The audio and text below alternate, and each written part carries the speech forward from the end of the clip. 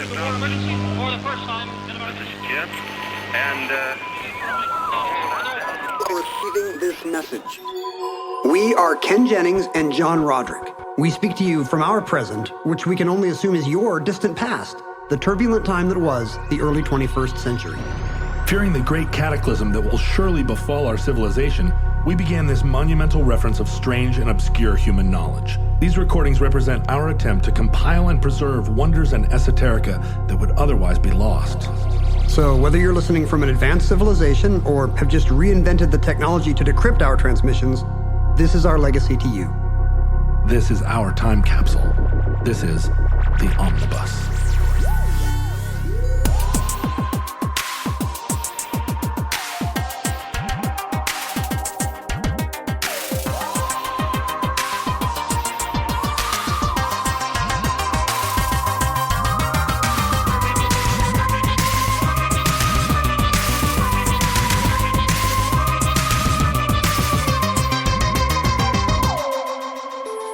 You have accessed entry 436.NU2021, certificate number 51829.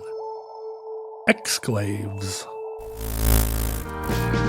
Come along with me to my little corner of the world. Dream a little dream in my little corner of the world. You're from an exclave, John. You're the native son of an exclave. Am I? Tell me more. I love to be a member of things. Do I get a certificate? You just want some kind of ceremonial patch. I do. Like, is it another medal I can put on my fake Bismarck uniform? Is there a pancake breakfast? And follow-up question, is it on a federal holiday where none of my other memberships have a pancake breakfast? Still looking for a Labor Day. I go to 4 a week. An exclave, well, an exclavian would be... I love that. You're from Alaska. Yes. Alaska is not part of the contiguous United States. Both geographically and mentally, emotionally. Like, and spiritually as well. Yes. The Aurora Borealis puts you on a higher plane. It does. Even though there's nothing psychotropic grows up there, right? There's no lichens you can lick. Oh, are you kidding me? There's Matanuska Thunder F. I don't even know what that is. Well, can I say the dirty word? No, because we keep getting letters from people who are like, I was in my car with my teenager and you said the word dildo. We'll just bleep out when you said F, so it sounds like you said. Well, I'll just say it and then we can bleep it out. Okay, Mark Miles. Are you ready? Okay, are you ready? Yeah. And are you going to bleep dildo? It's up to you, Mark. Which part of dildo? Beep. Beep. Oh. Did he say Duplo? Duplo. You don't want to be putting Duplo there. No, in the 1970s and 80s, there was a strand of marijuana that grew in Alaska in the summers because, in the Matanuska Valley where it grew, in the middle of the summer, there's 20 hours of daylight or something. And so there was this strain of weed that purportedly came from like laboratory weed that had been escaped. Yeah, that had been developed by the NSA. Is it sentient? Is this like the secret of Nim? Basically, it's like it's the hairiest purple buds, and this was after Maui Wowie was really the Wowie of if Hawaii's done it, Alaska can do it too. Yeah. Where's that Guam bomb or Thai stick?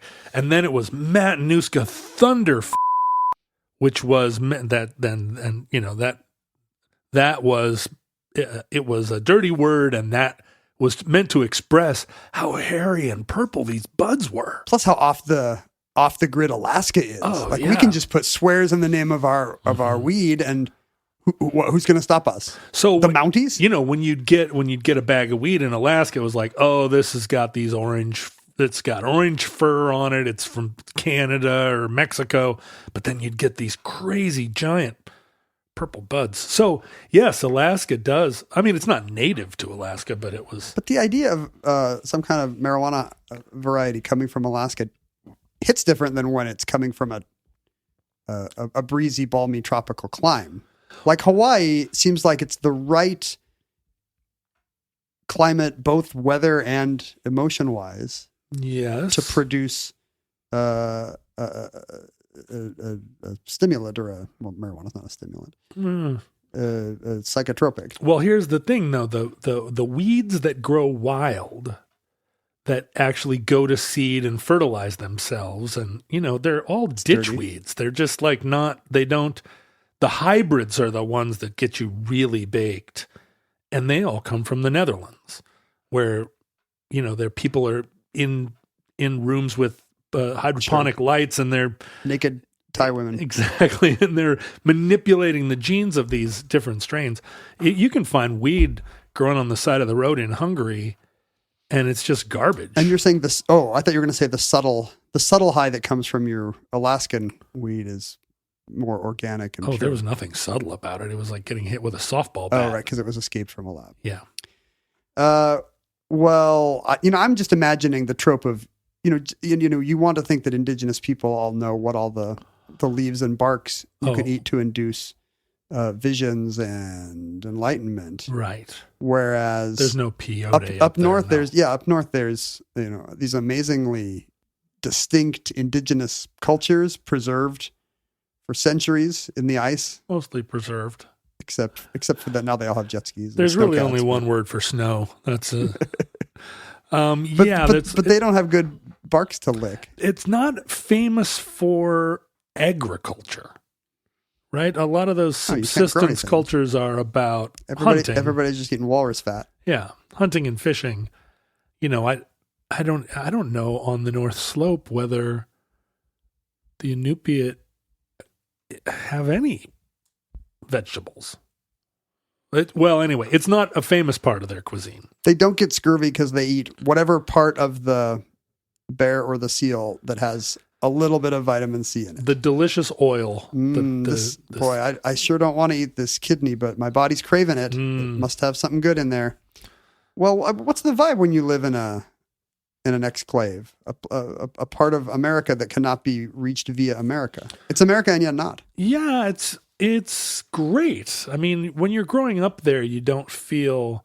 I always, and I think a lot of my peers did, kind of romanticized America. We spoke the same language, we had all the same culture, but it was far away, and it wasn't completely like intelligible to us. The mental space is not the same as if you're just in some remote area of the West, right? Does living in Alaska feel emotionally or spiritually different than living in Wyoming? Yeah, absolutely. Because a lot of the things that define, or at least defined American culture in the 80s, like high school football and the Rust Belt and, that kind of just John Cougar America, but also LA culture in that same time that was skateboardy and surfy, and New York culture that was all sort of leather jackety and urban.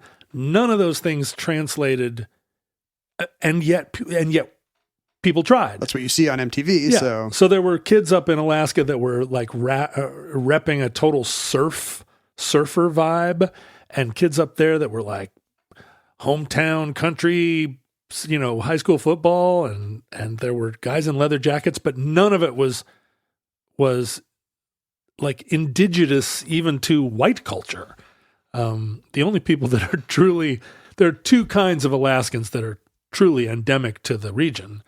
And one of them is the snowshoeing, like cross-country skiing hippie. They're endemic. They've been there for thousands of years. Hippie trapper. Eating ptarmigans. And then the other one is the bulldozer driving, cigar chomping, flat top wearing, like resource extraction person. Like those two groups of people just feel like these are Alaskans. What about the Inuit? They hate each other. And of course it goes without saying. But there are land acknowledgement portion of the show. There are 17 different types of Native Americans in Alaska, and a lot of them aren't related to one another at all. But they were there before the flat crew cut bulldozer guys, presumably. Yes, they were. The flat top bulldozer guys actually kind of came in later, but bulldozers, right? But the original, the Jack London guys were the first whites up there. It doesn't sound all that different than the like Russians. I guess the Russians. I mean, it reminds me of my kind of expat overseas childhood. You're American, but you're keenly aware that you're just getting that culture in dribs and drabs via whatever the media can give you. And then trying to figure out which one of these belongs to me. Yeah. Like for me, I adopted an East Coast Ivy League aesthetic. Alaska's only preppy.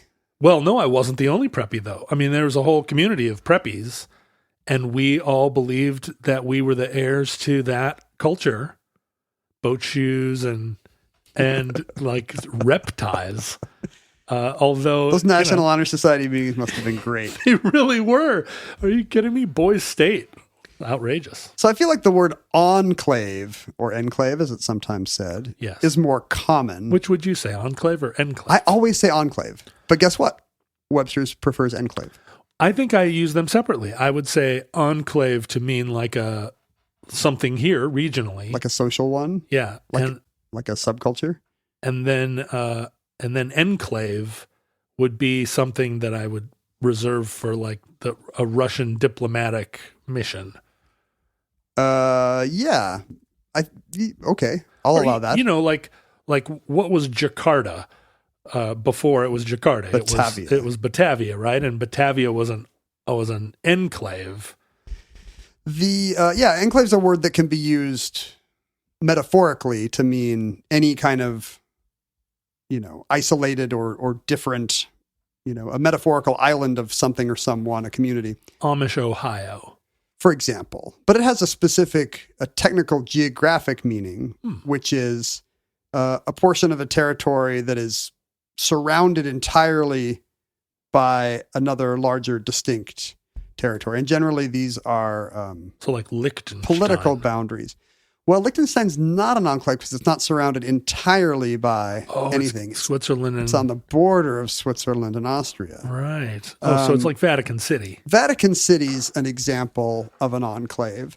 An exclave, as we've said, is part of a territory that's not contiguous, that you can't really reach by land. You got to go through other territory to get there. Like Kaliningrad Oblast, for example, which we will discuss. It's part of Russia, but you'd have to go through Poland or Lithuania to get there, and Putin probably will at some point. No, he will not. not if NAFO has anything to say about it. Some exclaves are enclaves. This is turning into a Dr. Seuss bit. All right, go on. Are they on a train? For example, what's a good example of this? I guess an enclave that's an enclave? Oh no, an exclave that's an enclave? The Vatican City, for example, is not an exclave because even though it's its own surrounded thing, it's not it's the whole territory. It's not an outpost of something else. There are no colonial possessions, or it is not a colonial. Maybe when the Pope is in Argentina chilling, maybe at that point, the Vatican becomes a theological exclave of Latin America. Or like Air Force One, is it both an exclave and an enclave? I have an outlaw for an in-law. An example of the Vatican City is an enclave that's not an exclave. Plenty of exclaves are not enclaves. For example, you mentioned, Liechtenstein's a bad example. Let's take something Liechtenstein-like. There's a part of Armenia that we'll discuss in a minute. A part of Azerbaijan that actually lies all the way across Armenia. Yeah, right. More toward Iran and Turkey, called Nakhchivan. Now, that is an exclave of Azerbaijan. Unless you ask the Armenians, they'll probably say it's theirs. But because it's not entirely surrounded by Armenia, because it's got Armenia on one side and then Turkey and Iran, that's not an enclave. It's Liechtenstein-like. Now, what about East Pakistan before it was Bangladesh? I always wondered about this. East Pakistan was part of Pakistan? Yeah. And I think that seems... Wait, was it ever administratively... At partition, is Bangladesh independent but called East Pakistan? I think it's not, right? I always thought that the two were a single political entity. Kind of like briefly the United Arab Republic yeah. when Egypt and Syria were one. Yes. It did not become an independent Bangladesh until, I think, around 1971 or 72. Yeah, 1972. George Harrison threw a concert for them, and then they became an independent country. That immediately happens when George Harrison sings about you. Throws a secret policeman's ball, and then all of a sudden, it's a whole new culture. That's why my guitar is an independent country when it weeps. It's why the sun is an independent country. Here it comes. And I guess at that time, East Pakistan, the future Bangladesh, would have been an exclave of Pakistan Central, mainland Pakistan. But an enclave within. And it would have been an enclave within India. But keep in mind that it also borders the Bay of Bengal. Right. So it's not really an enclave. No, because it touches touches other nations. Yes. Kampuchea. No, it doesn't touch Kampuchea. You want a nation that only touches itself. Yeah, hello.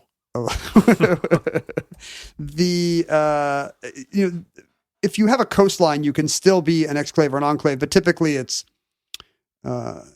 qualified in some way. This is a semi exclave or enclave, or sometimes the term penne exclave is used. One of my favorite.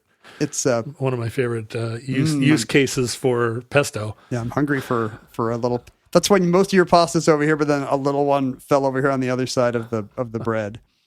A penne enclave is when, I think it's the same root as peninsula, meaning, or penultimate, almost the last. Peninsula, almost an island. Mm-hmm. Penis is almost an is. Really? No, I don't think that's true. But but there a penne enclave is almost an enclave because you still can't get there, but you can by water. Can't get there from here. Alaska's a penne enclave because it's not surrounded by Canada on all sides. You can hop a cruise ship from Seattle. It has like 4 penises in it. Alaska has so many penises. It's basically just like an octopus of penises.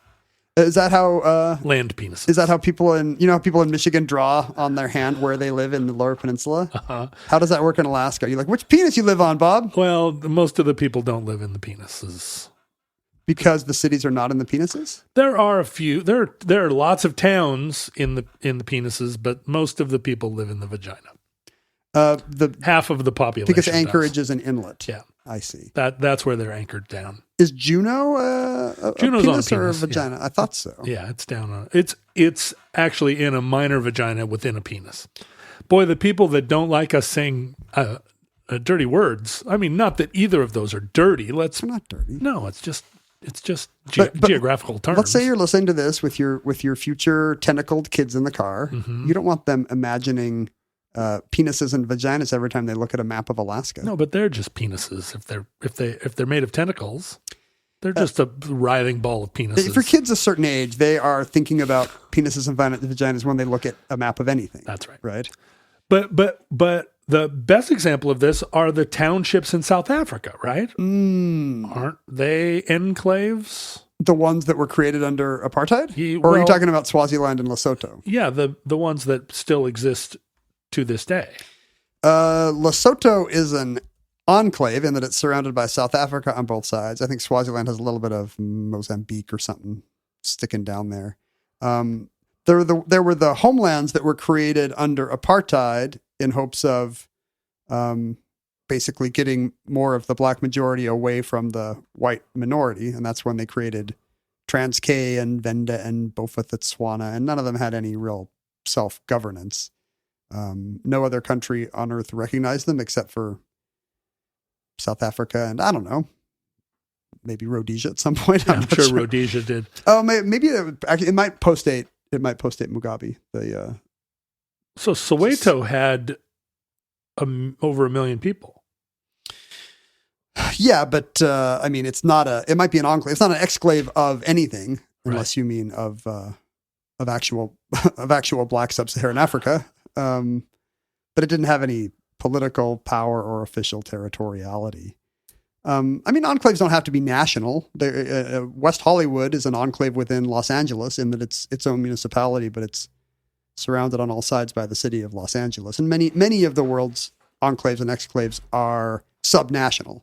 A little bit of this Japanese province is stuck over here on this Japanese province for some reason. Right. Not all exclaves are as big as Alaska. It's probably, I can't see how it would not be the world's largest exclave, unless you're counting Denmark or Greenland as when Australia was an exclave of Britain.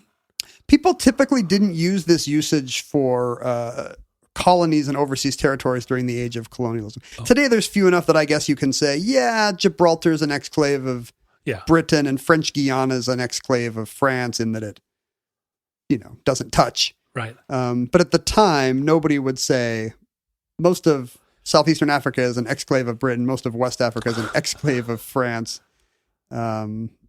Everybody you just had possessions if you were good enough. Right. I mean, the exclave conversation today kind of implies a certain kind of symmetry. Alaska is a state, just like California is, except not, because you can't get there from here.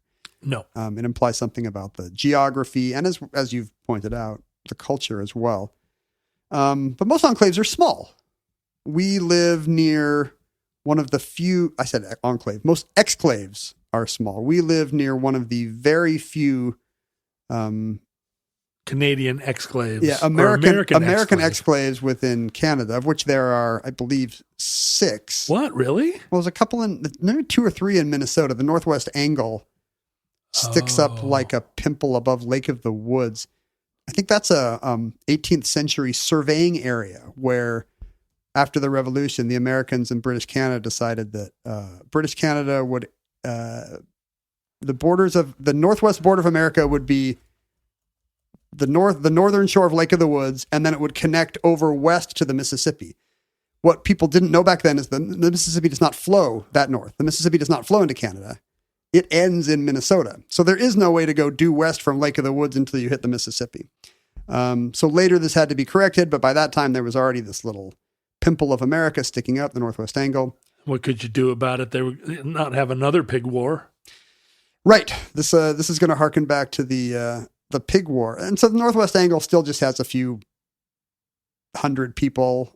It's inconvenient. There's nothing there but maybe one little store that sells fishing bait, because it's mostly where people go for walleye. Everything in northern Minnesota is inconvenient. This case particularly so, because you have to cross through 60 miles of Canada to get to the closest grocery store, which means you actually have to notify border patrols from possibly both countries every time you run an errand, if you're one of the couple hundred people that live in the Northwest. They got to all know each other up there. They had their own version of the pig war in the 1990s when there was some kind of trade dispute over fish.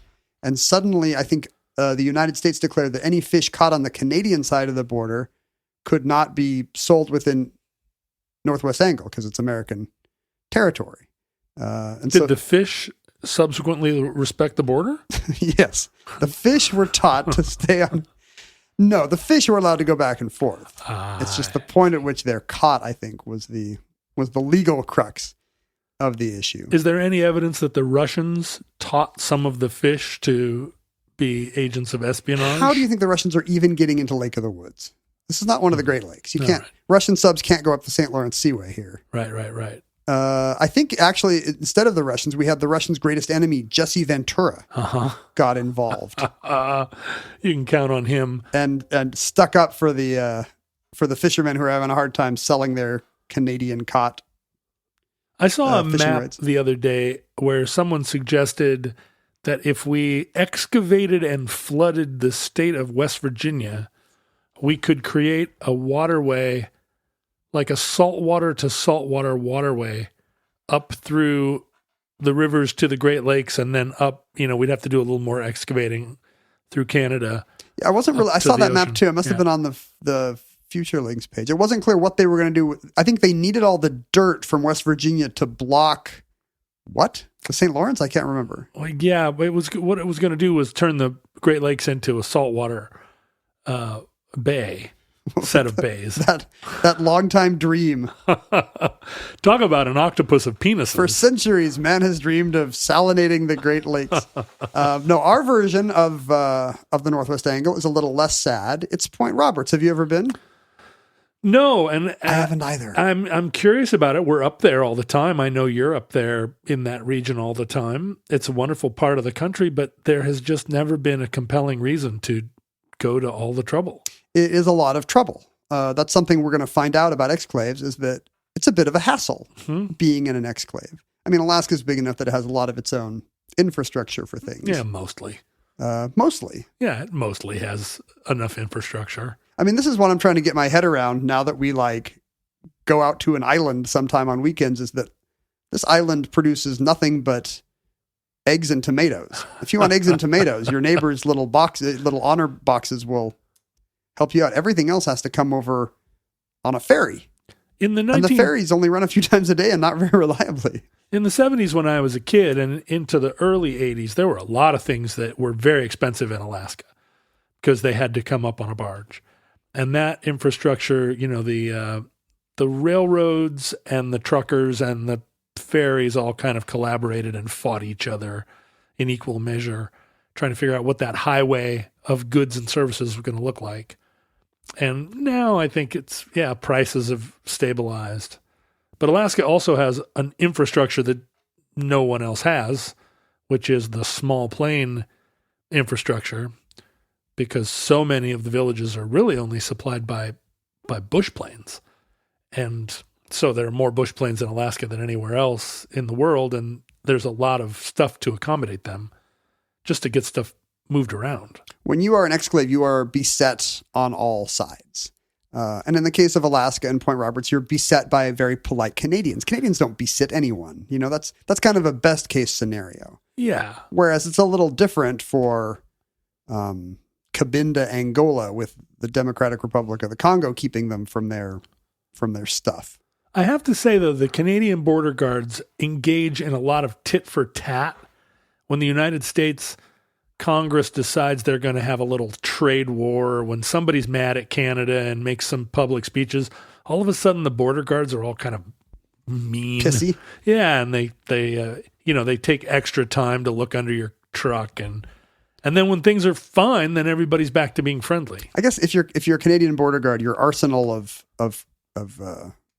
comebacks of retaliations is a little limited. Yeah, they're all comedians too. That's the worst part. All their comebacks are like Canadian funny. It's all Paul Schaefer's fault. Paul Schaefer taught Canadians to be funny. Bermuda. You're right, but really the entire economy around the Point Roberts region is based on policy differences between the two nations. It's all the businesses there are marketing to Canadians coming south for. It's all Costco gas. For cheaper right? gas, exactly. Yeah. There's no Costco there. But yeah, that's what runs Blaine, Washington. Even more so in Point Roberts. And then it goes the other way too. Americans going north for cheaper prescription medication. Right. Or to do shopping if the Canadian dollar happens to be weak. And so prices have dipped. There's a whole industry in Canada where people come down here, buy Trader Joe's frozen meals, and then take them back up to Canada and sell them. There's seriously storefronts, I think, that just sell. They don't have a Trader Joe's up there? No. That's like when you go someplace and they're clearly serving a quarter of a Costco muffin. And you're like, sir, this should not be $4.75. You just cut a 60-cent Costco muffin in quarters. Yeah. It's basically Smokey and the Bandit, except it's... But for Trader Joe's and Costco goods? Yeah. The reason why Point Roberts exists, so if you can picture, my friends, Point Roberts is there's a Canadian peninsula that dips down like a dewlap, west of the northwest corner of Washington State. Unfortunately, it dips down far enough that it crosses the 5340 or in this case the 49th parallel. Yeah, the 49th is right, but this does go back to the Polk administration. The Yeah. Treaty of Oregon in 1846 said that the border would follow the 49th parallel west. And that was an offer that originally the British had turned down. And this is because what they wanted it to be the Columbia River, right? Right. Washington State was kind of the disputed territory here. What's now Western Washington. Mostly Canada. Nobody wanted Eastern Washington for some reason, but Western Washington seemed pretty good. We don't really want Eastern Washington. Easy. So after the British were pissy about the 49th parallel, that's when 5440 or fight became a thing. It was a campaign, President Tyler was for it. President Tyler of the exploding cannon fame. President Polk made it his campaign slogan that we were going to go do you know why 5440? I think I had missed the reasoning for 54 degrees 40 north minutes. Well, let me see. Let me look at it. Do you know how far north that gets you? Yeah. I've looked at it before. The reasoning, because it's a very specific number. Why weren't they just like the 55th parallel? Right. Or 54th parallel? What does it get? 5440 gets you exactly to Alaska, or to what was then Russian America or whatever. Oh, so it would connect us to the dewlap of Alaska. Yeah, we had not bought it yet, but that was still where non-British North America ended. So why shouldn't America get up to that tri-point? It would not have connected us, actually, because the parts of Alaska that go down to 5440 Are all islands. are little islands and peninsulas with little, and there's a Canadian bank of the estuary in the way. But I mean, that's all of British Columbia, basically. I mean, what you would want in British Columbia. It's inhabited British Columbia, we call it, IBC. But they didn't mean 5440 all the way across Canada. No, it would have Just in BC. It would have come up from the... I wonder how far east it went. Somebody will tell us, but I'm bored already just thinking about it. So, and the Polk administration was ready to fight for 5440, and then right there in the history intervened. Intervened? Yeah, History intervened. That's like That's what we say. intravenous... history entered your bloodstream in the form of the Mexican-American War. That'll do it. And suddenly... False flag. The crown... Are you saying that the British government started the Mexican-American War? Yeah, just to get us off of our rightful possession of southern British Columbia. Well, it worked because Britain rightfully realized that the Polk administration did not want to fight a war on both borders at the same time. And I don't think the British government was allied with the Mexican government at the time. So No, they didn't even have didn't even have taco restaurants in Britain at the time. They barely do now. They barely do now. Like, why are there peas on this taco, sir?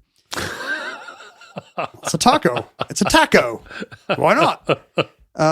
So suddenly at this point, the British were willing to make a deal for 49 because 5440 was going to be trouble. But why didn't they? They didn't know about Point Roberts. Like, nobody had surveyed. Right. And as you recall from the Pig War episode, it also left the San Juans ambiguous because it just said that the border would continue down the middle of that channel because it dips there to get Vancouver Island into Canada. Right. But nobody realized that there was a tiny little bit of this peninsula that crossed the 49th parallel, leaving Point Roberts alone. And Now, America was not inclined to give it back. I want to point out that there's a ski resort up in Chewelah, Washington, called 49 Degrees North. And it's actually at 48 degrees north. Why would they lie? Well, I don't know. It's nowhere near the border. It's just one of those Eastern Washington things. It's why we partly want to give it to. Do you think they can't read maps up there and that's why? No, I just think it's like it's some attempt. It's like a reverse land grab, though. It doesn't make sense to say like we think the border should be lower. Well, I think what they're saying is we have the vibe of the Great North Woods. Right. We're close to the frontier. Do we talk about this very often, that there should be its own state east of the Cascades, but all the way down Eastern Oregon and Eastern Washington and Southern Idaho? That should be a state. I mean, it's an implication of the Cascadia argument we've talked about before. That BC and Washington and Oregon have more culturally in common than either country. Northern Idaho should make Montana bigger, but Eastern Montana should be part of North Dakota, and Eastern North Dakota should be part of... You can't draw states by culture because it would just be a nightmare. Right. I mean, for one thing, most of the Northeast would cease to exist. Maybe we need a Balfour Declaration. You need a homeland for... Who is the homeland for? For the Eastern Washington mega types? Or yeah. What's going on out there? There are more John Deere tractors per capita in Moses Lake than there are in all of Western Washington. If it's a Balfour Declaration, where are you trying to send these people? Oh, no. I just want them to have their own I see. homeland. But it should be there. You're not trying to export them to no. to some other part of the world. I want to create a Basque homeland, a Basque exclave in Idaho. There is one already. It's just not formal. You don't see it on any map, but you can tell by the tapas or pinchos. Yeah, you drive by. Tell by the sheeps. So as anybody who I have not spent time in Point Roberts, but that's kind of a good test case for how inconvenient it is to be an exclave. It's just too small to have any of its own stuff. It doesn't have its own high school. It doesn't? People have to go to America to go to high school? I mean, there's not that many. The population there, as you'll imagine, trends old, and I think it's only like 1,200 people. Is that right? Let me see. 1,100 people currently live in Point Roberts. So they got a few things. They got a post office and a store. But if you want to go to high school, it's a 40-minute bus ride to Blaine, Washington, and you have to cross 2 international borders to do so. Your school bus has to cross into Canada, up around, back down in the United States, just to go to high school in your own country. When you say if you want to go to high school, is it optional for people from Point Roberts? Do they not have to? Have you met rural Washingtonians? I have. They're all homeschooled. That's really pretty tight I mean, reference. I might homeschool if it was a 40-minute bus ride that crossed 2 international borders. I wonder if any of them go to Canadian schools. Would you really homeschool? I have a hard time picturing it. Well, we're having to picture a world where I live in Point Roberts. Oh, okay. All right. So- I mean, Mindy would do a great job homeschooling, but you'd just kind of swan in and Are you kidding? I'm an expert on everything. I guess that's Just true. ask me. And when there are problems, the fact that this part of America is, 60 miles away or whatever from any, I guess it's less, 30 miles away by land from any other point of America are trouble. In 1973, for example, the weather was very dry. We were having a drought in the Northwest, and all the wells in Point Roberts dried up. Oh, And the Americans there said, hey, Canada, our wells dried up. Can we get some water? And Canada said, no way. what? Uh, That's not very Canadian. well, I don't know. I'm sure water rights are complicated. Why am I apologizing for the Canadians? I have no idea. This was like the border guards trying to get back at us for something. In 1973, I don't know what it was. Canadians pour out more water in a day than all of Central Asia sees in a year. Well, I think the problem is Canadian homes are served with pipes full of Molsons instead of water. I thought you were going to say saltpeter. It's saltpeter Either thing might be true. to keep their urges down. Yeah. And so the Point Roberts town fathers responded by saying, okay, but we've got some Canadians here and they're not going to get any water. We're going to keep all the water and they get water last. Whoa. So they basically did the Saddam Hussein thing of human, what do they call them? Human shields? Human shields. They just turned these poor Canadian expats into hostages, basically, because they were up there cleaning our homes or doing whatever they were doing. What the heck? I mean, they're not going to sit and watch their Canadian neighbors die of thirst. Well, the Canadians were willing to let their American neighbors die. I think they were saying, look, just bring up barges full of water. Solve this your own way. You can't have our public municipal water. Bring up tanker trucks. From America. It would have to come up from Blaine, yeah. And probably some jerk at the Canadian border would be looking under the truck with a mirror for 20 minutes. I mean, Blaine, that whole part of Washington is just a swampy marsh. It is. Yeah. And that part of southern BC too. Right. In The the- whole thing is a swampy marsh. We should just What's the other kind of marsh besides swampy? An arid marsh. Yeah. Yeah. Arid marsh. I loved her early records. There was another occasion in the 1970s where a dispute between two residents, I guess an American in Point Roberts had a Canadian grader come in to, grade a gravel road or something. An American in Point Roberts sounds like a really cool espionage film, That's like, what did we have? A Ghanaian in Greenland or whatever it was? right? Well, everybody in Point Roberts is an American, except for this Canadian grader who had come in across the border to grade a road. And it led to a dispute. The American didn't like the work. And the Canadian said, I'm not going to pay you. And the Canadian guy said, well, I've still got all my equipment. I'm just going to tear up this road on my way out. So he destroyed his work and headed for the border. But the American got the local Point Roberts law enforcement on his side in hot pursuit. And I think bullets were exchanged. Not exchanged, but I think bullets were fired at a fleeing construction truck by these trigger-happy small-town American cops. I mean, a grader is very maneuverable, but it's not super fast. No, but maybe it's armored. Maybe the bullets are Oh. ka-chink, ka-chink, ka-chink Yeah, off probably. the back. Yeah. I don't know. Still called the Battle of Point Roberts to this day.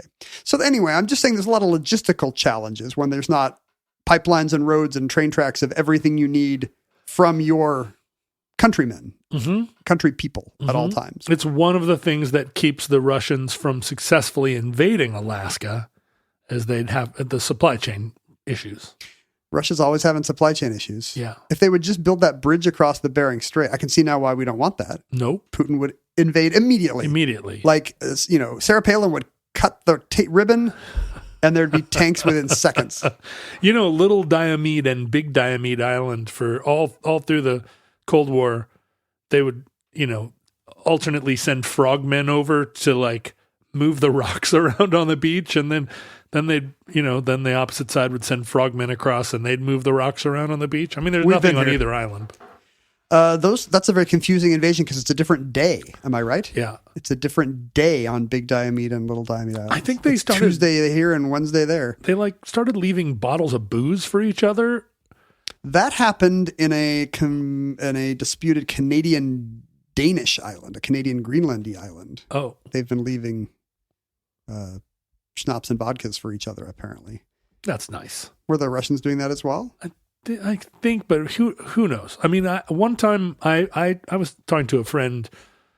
It's Nick Harmer, bass player of Death Cab for Cutie, who Why be coy? It's the Nick Harmer. Go ahead and say Nick Harmer, who used to work as a garbage man in Tacoma when he was young, before he became a rock star. And he told me that garbage men on hot days, you want to take a garbage bag out to your garbage can, fill it, like an empty garbage bag, fill it full of ice, and put a 6-pack of beer on the ice, and then put the lid on it. So when the garbage men come to like take the garbage, you give them this nice surprise. Hey, fellas. Wait, the bag's not closed. No. It's just kind You're of just sending your beer to the dump. No. You make a little nest. I see. And they take the lid off the garbage can, and they're like, "Wow, this guy really understands Garbage beer." Yeah, he knows what it's And like most to be a people garbage would not man. drink beer out of a garbage can, but people in that industry don't mind. They're That's not right. squeamish. That's right.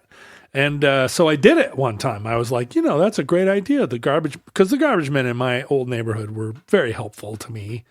They were, they never. One time I had a bunch of garbage, and I walked out there when they came. Intentionally was ready for the garbage truck. Did you have an illegal amount of garbage? I had a lot of garbage, and I went out and I was like, "Look, I know I got a lot of garbage here."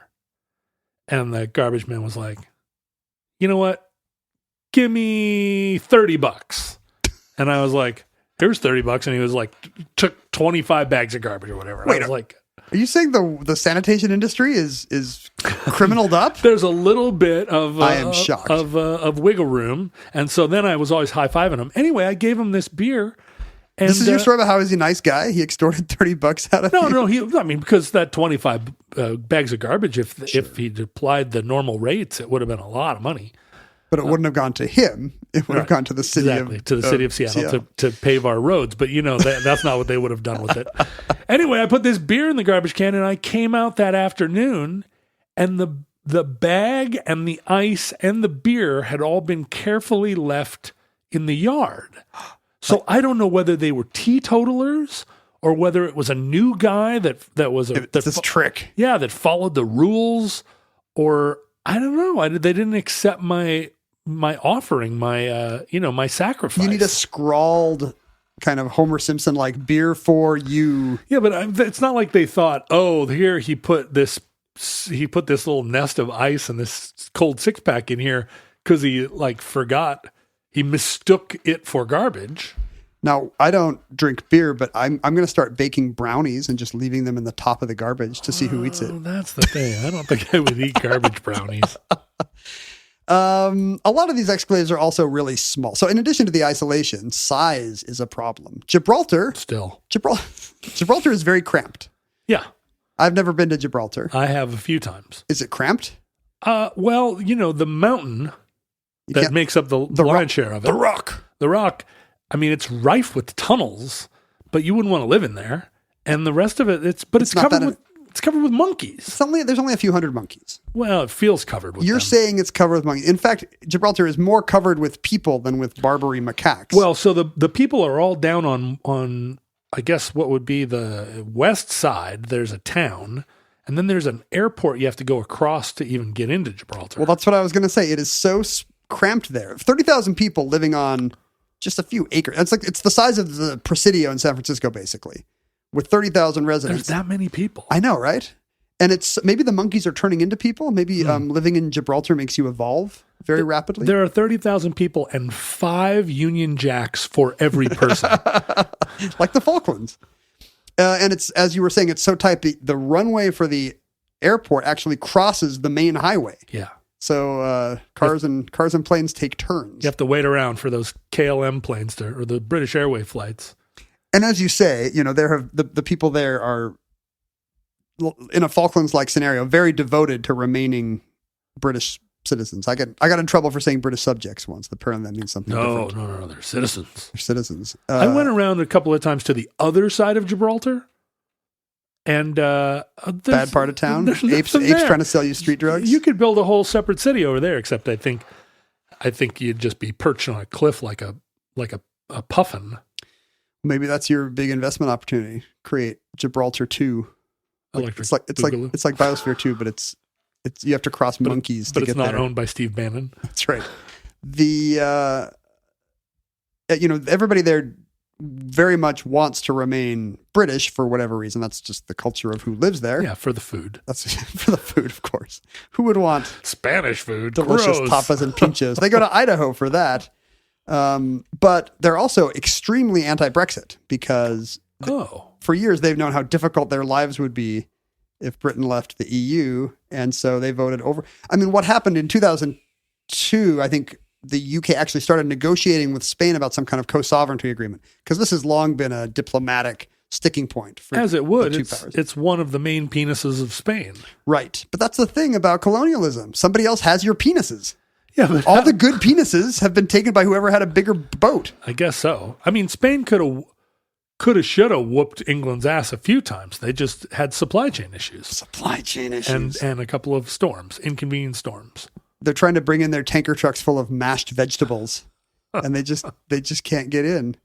And so Gibraltar held a preemptive referendum at this point saying, hey, do we want Spanish co-sovereignty? And of those 30,000 people, there were like literally 100 C votes.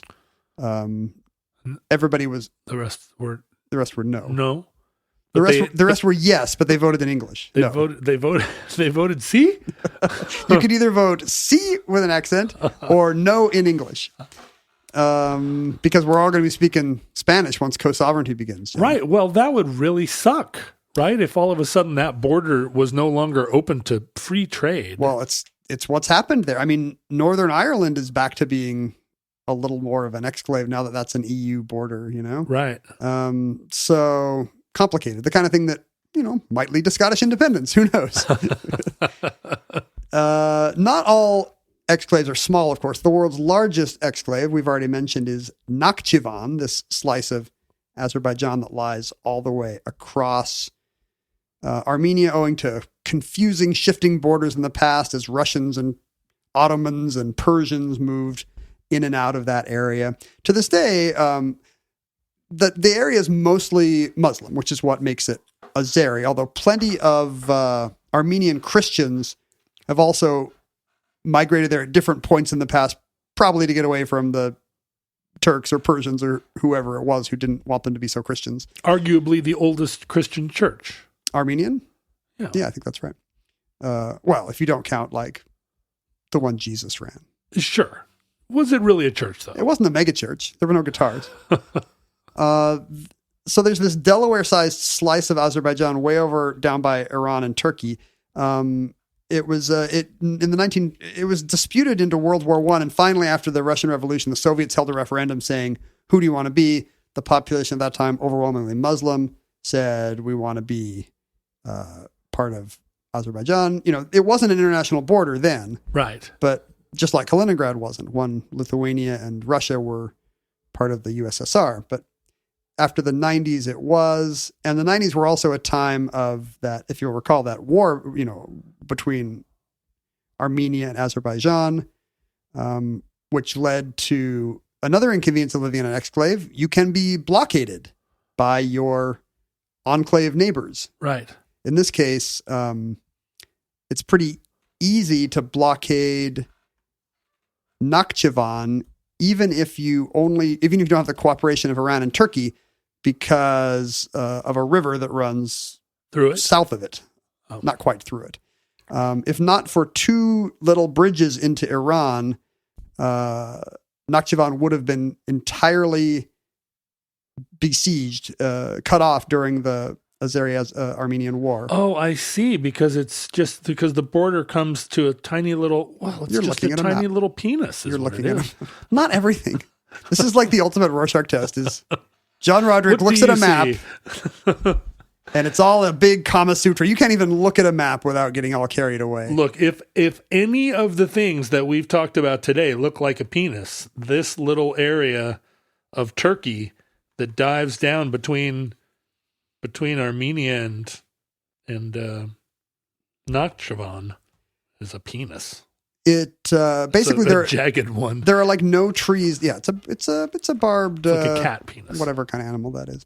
Nakhchivan to this day has really no trees. All the firewood was burned to try to stay alive during the winters of the Armenian siege. You can see that in the map where there's very little green. The forest ends at the border. Yeah. Tree planting is now very common there. Azerbaijan is oil rich today and is pouring money into Nakhchivan, probably mostly as a screw you to Armenia, because that's the main thing that Azerbaijanis are into. Oh wow, Armenia just took all the nice land. Well, Nakhchivan has quite a bit of national pride in the same way that Argentina kind of romanticizes Falklands they've never owned. Yeah. Azerbaijan, and particularly the people of Nakhchivan, love to talk about how they're the real Azerbaijan, even though they're way the heck down there. Like it's the name Nakhchivan actually means place of resting, and it's said to be due to an ancient legend that Noah's Ark landed in Nakhchivan, that it was where the Ark came to rest. It's also the site of the setting for Azerbaijani's national epic is said to be down there.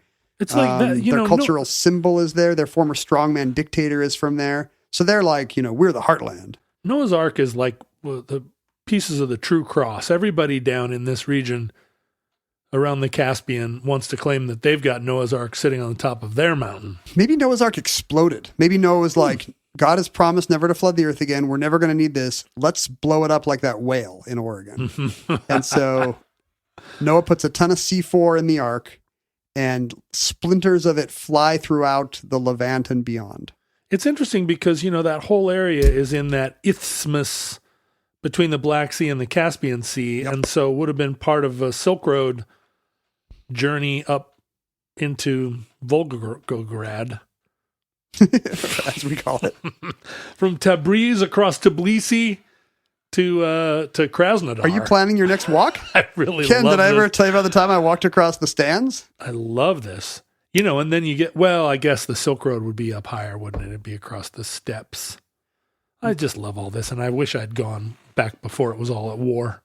Maybe it will be not at war again sometime soon. Inshallah. Why do exclaves exist? Well, in many cases, it's colonialism. It's left over from somebody in a faraway capital drawing some lines and saying, well, okay, this little part's cut off, but I can't be bothered. It's the tea interval. It's my tea break. Cabinda, for example, is that little bit of Angola that's north on the Atlantic coast. You have to get across the mouth of the Congo River. Yes, right. Like the Democratic Republic of Congo controls the whole mouth of the river, and there's a little bit of Angola north. And of course, nobody blinked at this when they were different Portuguese colonies. Yes, okay, the Belgians got the mouth of the Congo, but we've got the bit north, which we call Cabinda, and we've got the bit south, which we've got Angola. They're both administered from Lisbon. We don't care about anybody who's indigenous or what they want. Who cares? Who ever cared? Fortunately, those countries then became independent, but Cabinda was too tiny. And so now there's 20 miles of the Democratic Republic of the Congo separating Angola from its northernmost border. And like many of these colonial era distinctions, not all the political borders match actual ethnic or tribal loyalties. So the people up in Cabinda actually don't feel particularly Angolan. Yeah. Angolese. I don't know what the demonym is. Probably Angolan, which means there's a vibrant, thriving militia scene up there. Sure. Trying to get Cabinda independent and, in fact, running a government in exile from across the river there. Interestingly, I think that they should join Gabon. That would be Whoa. really a head trip. Hey, Cabinda militia, let's think outside the box. We're going to be an exclave of a totally different. We're going to be an exclave of Niger. If anybody's thinking outside the box, it should be an exclave, right? They Yeah. are literally outside the box. Yeah, Cabinda really makes no sense on the map. It does not. And, the river there, I didn't know this about the Congo used to end like 200 miles from the Atlantic. It didn't drain into the ocean. Huh? That's why there's no big delta there like you'd expect in a Nile or an Amazon. Quoi? It ended in an inland lake there in some basin. But that's a massive river. It is a massive river. And 500,000 years ago, the massive river finally broke through and made a massive waterfall into the Atlantic Ocean. Probably woke up a few elephants and cheetahs. I wish I'd seen it. Wouldn't that be great? Yeah. And so it's very hard rock there, which means there's a very, a huge river is pouring through this very narrow channel. It is believed to be the deepest river on Earth right there.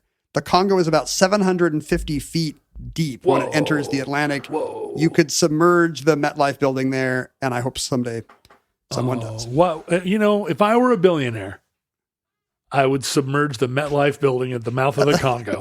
Like many have talked about it. What better use of my money? I thought you were going to salinize the Great Lakes or whatever. I'm a billionaire. I can do both things. You can do both things. Today, because of that very deep river in the way, it is not easy to get from Angola to North Angola. Where's the first bridge across the Congo? I think it's the detour is 11 hours on dusty back roads through the Congo. So I think you have to go upstream pretty Up to far. Matadi. Today, really that doesn't happen much because it's so long. People are more likely to take ferries or planes. Right. It's an Alaskan type solution. It's not always colonialism. Sometimes it's even older than that. It's good old fashioned feudalism. I mean, sometimes it's war. Like you mentioned Kaliningrad, this little oblast of Russia that lies across Lithuania. That just dates back to, that's the Nazis' fault. That's Soviet tanks rolling in and taking pretty much all of East Prussia back from the Nazis all the way to Königsberg. Well, it's the fact that the Germans, the Germans were this great sort of, long before Nazism, they just were a diaspora that took over kind of all of Central Europe. That's Dresden up there. Prussians. Yeah, it had been a German town for 400 years or longer. But when the tanks rolled in, the Soviets, they don't care about long established. No. They repatriated a lot of those Germans. And when I say repatriated, I mean they forced them out. Booted them out of into a trail of tears. Of their family's homeland. Not to make an equivalency between the Cherokees and the Nazis? That is a smart move to add that, John. Thank you. No. That's not what I was saying. But it is compatible with Marxism as long as you think Stalinism is Marxism. To kick the Germans out of East Prussia? And to take over, Kaliningrad? to take over East Prussia and turn it into Russia. I am going to hold up my ruling here. Compatible with Marxism. But, obviously Stalinism's not the true Marxism, which, as we know, has never been perfectly tried. No. For some reason. Because it's so easy and good. You'd think it would have been, but apparently nobody's managed. It was perfectly tried at Antioch in 1989. It keeps getting troubled by authoritarian dictators. As I was saying, a lot of these borders just actually go back to feudalism when there were lots of little tiny postage stamps dotting the map. And later when they passed the duchy. Later when they were all consolidated, they didn't always do so in the most logical ways because there would still be the baron of somebody saying, well, I'm still loyal to His Majesty. I don't care if I'm closer to the whatever river. I'm going to be part of Saxony or whatever. If you think about the Protestant Reformation and the Catholic Counter-Reformation, there are a lot of what you would call enclaves or exclaves of Protestantism surrounded by a bunch of Catholics and vice versa. Because inconveniently, people start up little communities far away from their other nearest like-minded community. Yeah, right. The Duke would be like, I'm convinced I've got a direct connection to the Lord. And then the guy next door would be like, no, I need an intermediary. We were just in Belgium, but sadly we did not make it up to the place on the Dutch border I kind of wanted to go, the town of Barl. You know about this place? It's Barl Hertog on the Belgian side and Barl Nassau on the Dutch side. It's basically two towns that straddle the border with two of everything. There's a Dutch post office and a Dutch water treatment center and a Belgian post office and a Belgian water treatment center. There's little white crosses all over town marking where the border, not like a graveyard, but on the ground, little X marks marking where the border is at all times because the border is extremely crazy there. There are 24 little bits of Belgium that are surrounded by the Netherlands, so exclaves that are also enclaves. And some of those have 11 little Dutch bits inside the Belgian bits that are inside the Netherlands. Oh, those Dutch bits inside the Belgian bits. I don't know what your genital analogy is going to be here. No, it's just they look like donuts. They're all covered with chocolate is what I love about them. Yeah, they're little delicious treats. Well, but that's Flemish Belgium, so they Yes. have a basically common language. Yeah, culturally, there's not a great divide. Most of the differences there, the complications there tend to be political or legal, and they predate the EU. Right. For example, They back treat when their water differently. right, back when, because Belgians know that fluoride turns you into an UFO or whatever. Back when bars, for example, closed at different times before these laws were harmonized by the EU laws, you would be, bars that straddled the border would just move their tables over when doors had to close in the Netherlands, and they'd continue serving on the Belgian side. When it comes to tax law, if your house is on both sides of the border, you get taxed depending on where your front door is. So every time the tax law would change for decades in either Belgium or the Netherlands, people would simply move their front doors to get a more advantageous refund. So there's a thing in Belgium about your front door. There was a time when the tax was determined, I think in the Netherlands, the tax was determined by how wide your house was. And that's why all the houses in the Netherlands are super tall and skinny, because they taxed you by the street frontage, right? Yeah, but there was some other thing about the front doors in Belgium I don't remember. Looking at a map here, this is driving me crazy because we, the Long Winters, played in Hoogstraten. Is that right next door? 2 different times we played in Hoogstraten, which is a tiny little town, but it has a very tall steeple. The church has a steeple that's visible for miles around. And Hoogstraten is right next to Barrel Nassau, this weird oddity, dewlap shaped thing, and nobody said a word about it. You could have walked over.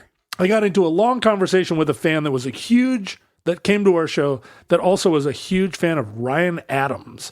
And I spent at least 2 hours trying to convince her not to be a fan of Ryan Adams. It's a little harsh. I should have been over walking around this crazy border. What you could have gone in a straight line and crossed from Belgium to the Netherlands 15 times if you pick the right angle. The main road that runs through this area that you're describing is called Hoogstratenbaan.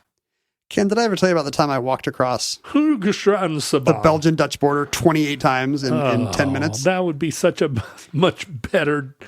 And they're little... We can't really convey how weird this is because the tiniest little Belgian island in a Dutch island and a Belgian island is the size of a tennis court. This is crazy. Some of them are very small. It goes back to, as you were suggesting, 2 kind of dueling aristocrats. In the 12th century, the barons of Breda were...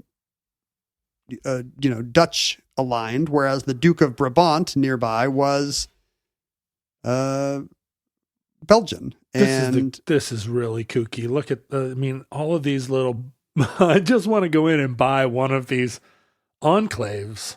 It leads to logistical problems. There was a famous case where a motorcycle got hit by a car on the Belgian side. The Belgian motorcyclist flies over his handlebars across the border into the Netherlands. The Belgian EMT show up and refuse to treat it because it's on the other side of the border, and that's your problem. Whoa. Well, that's a crazy twist on the trolley problem. The Belgian EMT motorcycle problem. But there are all these places where the Netherlands are south of Belgium. Yes. On this crazy map. There's a lot of these that go back to old potentates. You really do get locked into a very old... You're an old potentate. Thank you. I'm an old potentate. A lot of these can go wrong. There's one on the Omani Emirati border where Nawa in the United Emirates is surrounded entirely by the Omani province of Mada, which is, again, entirely surrounded by the... Oh, it's an island inside UAE proper, yeah. A lake inside of a lake. It's a donut of Oman with the Emirates on both sides. And basically it was just one village back in the old days that were like, oh, the Sultan of Oman, he's the powerful one.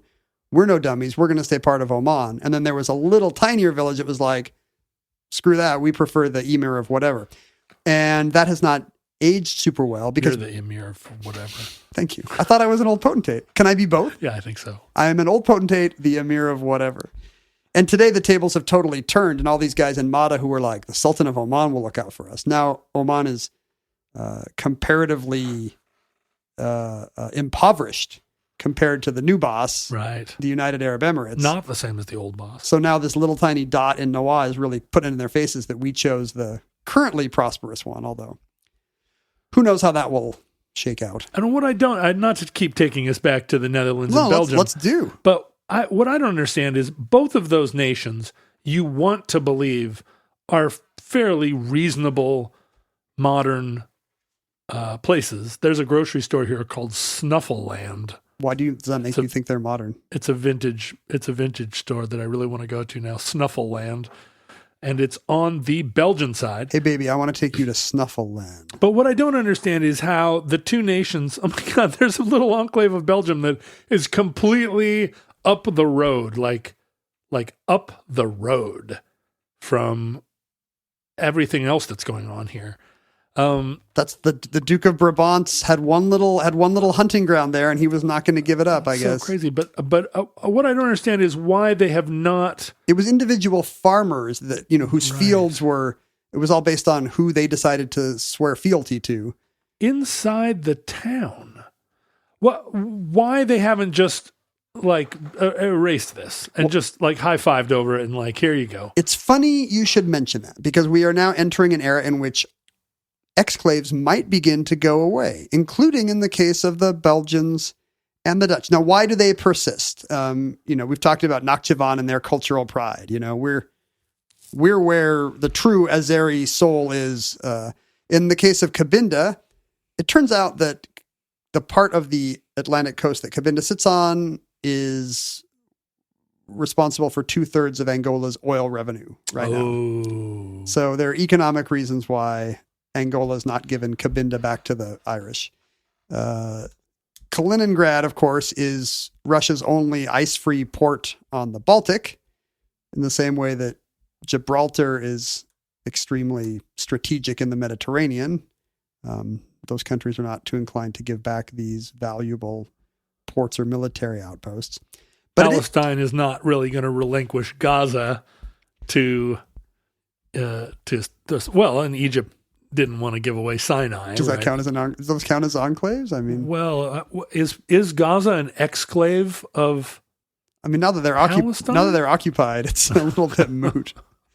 In 2015, so to use your example of the Belgians and the Netherlands as the kind of modern thinking people that should be able to work this out, King Philippe visited Amsterdam. King Philippe of Belgium visited Amsterdam and signed a treaty giving back 3 peninsulas on the Meuse River that are all called the Presqu'îles: the Presqu'île de Lial, the Presqu'île Petit Gravier, and the Presqu'île de Leiden.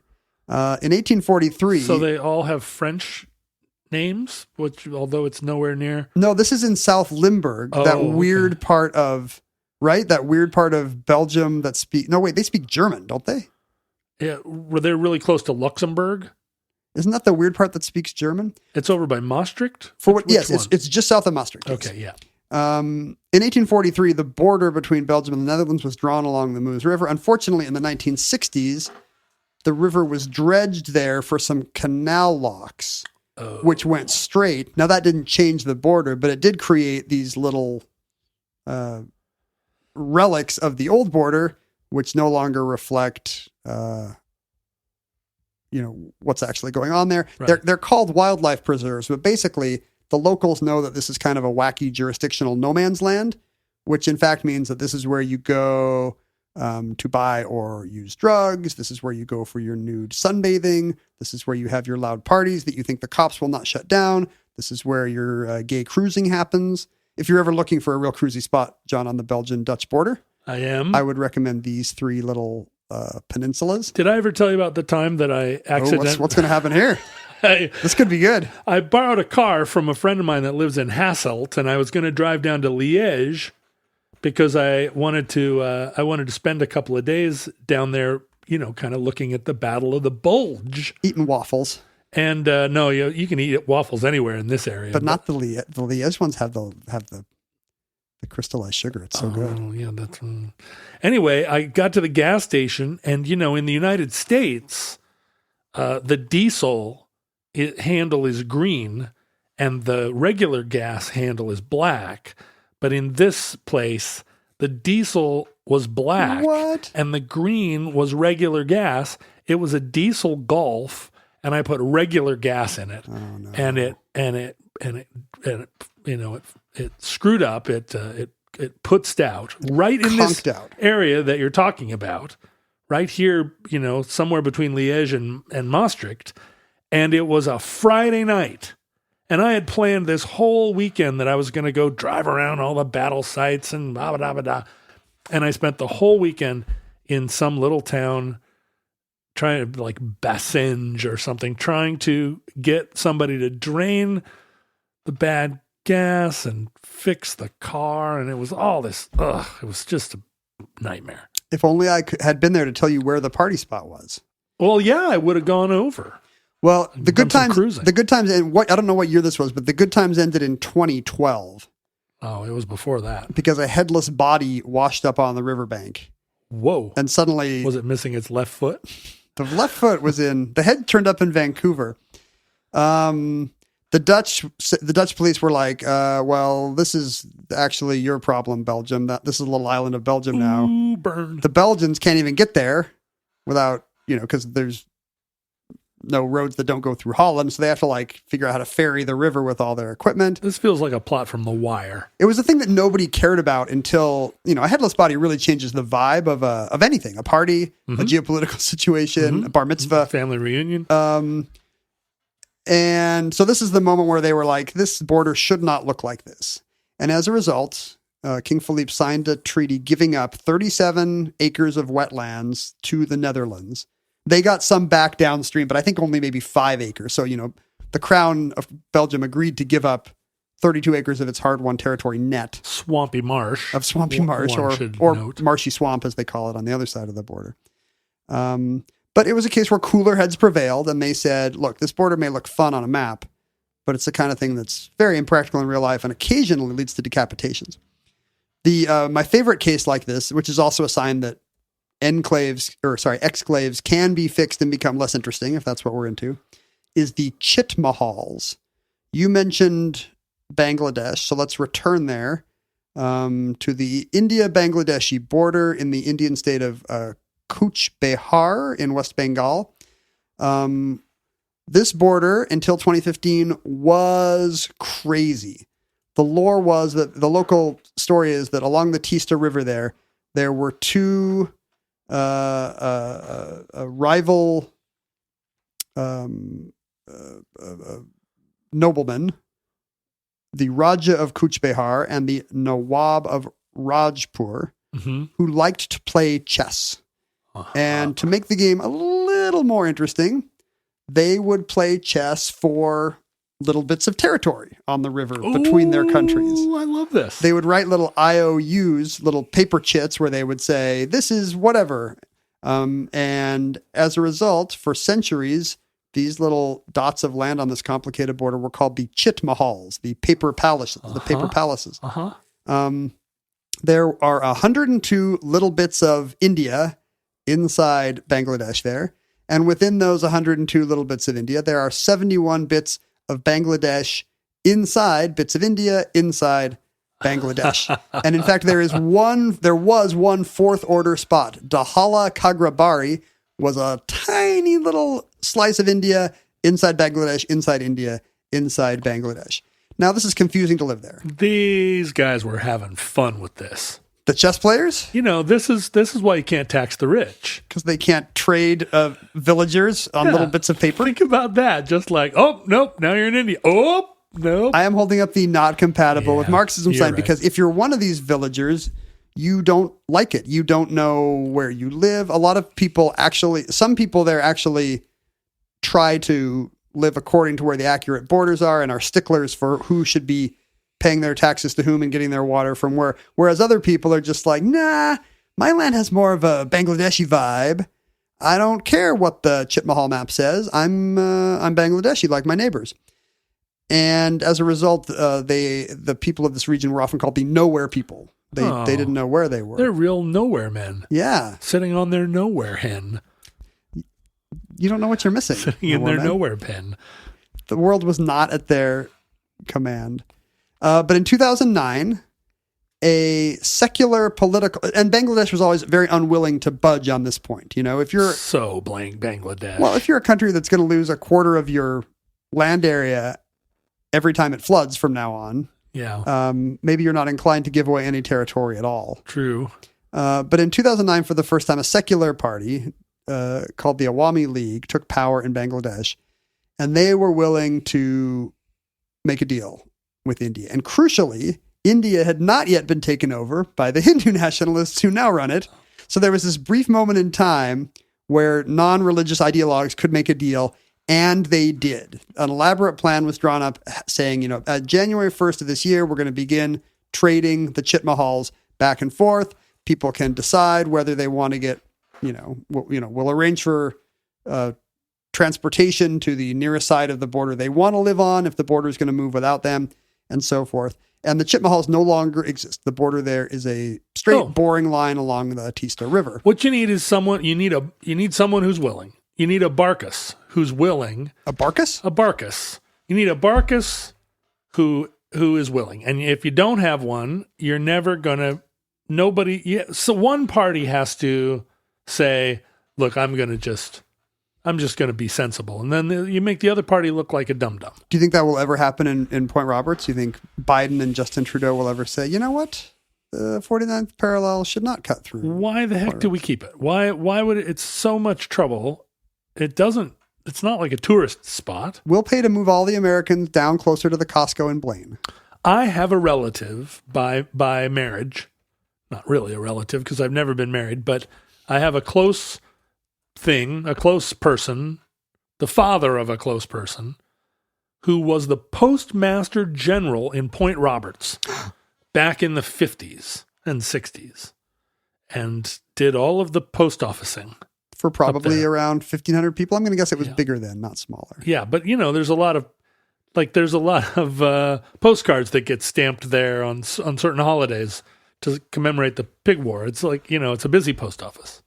It's certainly a cheap place to live. Nobody wants to live there. It keeps property values very low because it's a huge hassle.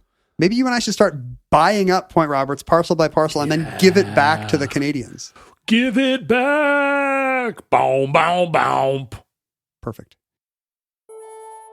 And that concludes Exclaves, entry 436.NU2021, certificate number 51829 in the omnibus. Futurelings, in the unlikely event that social media still exists in your era and hasn't been finally smoothed out by a couple of Barkuses that realize none of this is helping anybody, these are just a bunch of dewlaps overlapping. There just needs to be one place, one public square. What's it going to look like? One giant community of loving people. They all live in a united federation of planets. They have one world government. They don't even know what a border is. We should have started by explaining. Yeah, that's right. That a border is a place where Canadians sneer at you. They don't even use money, right? It's just all from those who have the mostest to those that have the leastest. Oh, compatible with Marxism. They all have replicators, and it's a post-scarcity world. In the meantime, we live in a balkanized universe where there are multiple islands in the Danube that have a bunch of Serbian kids partying on them and Bosnian kids that are shooting them with slingshots. Yeah, we never got to those islands. And Facebook, Twitter, and Instagram, all of them just similarly swampy marshes. You can find us there at Ken Jennings and at John Roderick. You can email us at theomnibusproject@gmail.com. You can hang out with other futurelings and debate all the ones that we didn't talk about and yell at us for saying penis 60 or 70 times in this episode. Mostly yelling at me. I think we're going to take it from the left for saying penis more than vagina. Oh.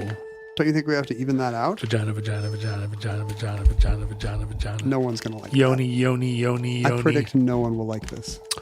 You can mail us things at P.O. Box 55744, Shoreline, Washington, 98155. Ken, you've got a little bit of a backlog of mail there. We've had a backlog for a while. We got one postcard from...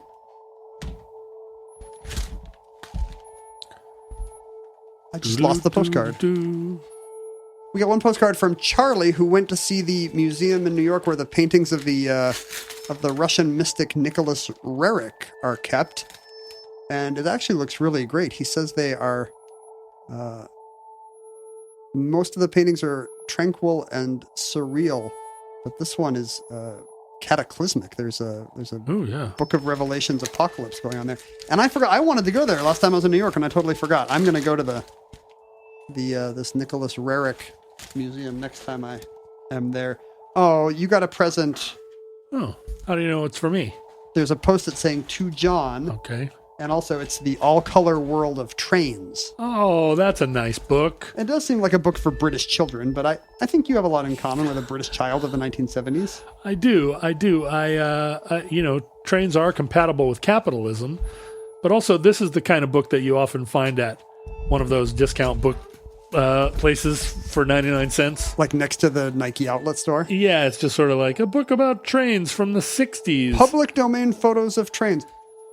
But this has got a lot of choo-choos. I wish I could tell you who sent it to you, but the post-it is unmarked. There's no letter, and so all I know is the first initial. It's D from San Antonio who sent this. Thank you, D. Here's a picture of the economy class bar of the Indian Pacific, considered essential by Australians, making the 66-hour, 3,961-kilometer journey from Sydney to Perth. Did you check out that subtle dig at the Australians? They consider the bar car essential. Well, if you know what I mean. It's pretty good, and the economy class bar looks pretty fun. Like I can't even imagine what the business class one is. Well, it's probably not fun. It's probably boring because those people are bores, business class people. I am holding up the compatible with Marxism side ding, of ding, the ding, sign. ding, ding, ding. Thank you so much, D, whatever your name is. I'm going to say your name is Donald. I'm going to say your name is D's Nuts. Yes, I'm sure his name is D's Nuts. Did you do the Patreon thing? Oh, and then finally, please support our show at patreon.com/omnibus project.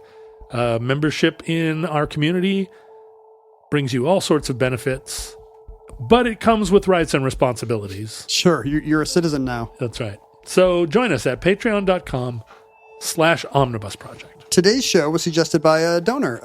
It was actually Jeff who sent over the Life magazines, which I did not have handy last night, so I could not. They're sitting over there. Yeah, they're right here. I could have done a show about Omar Bradley's memoirs or whatever it was that was on his list.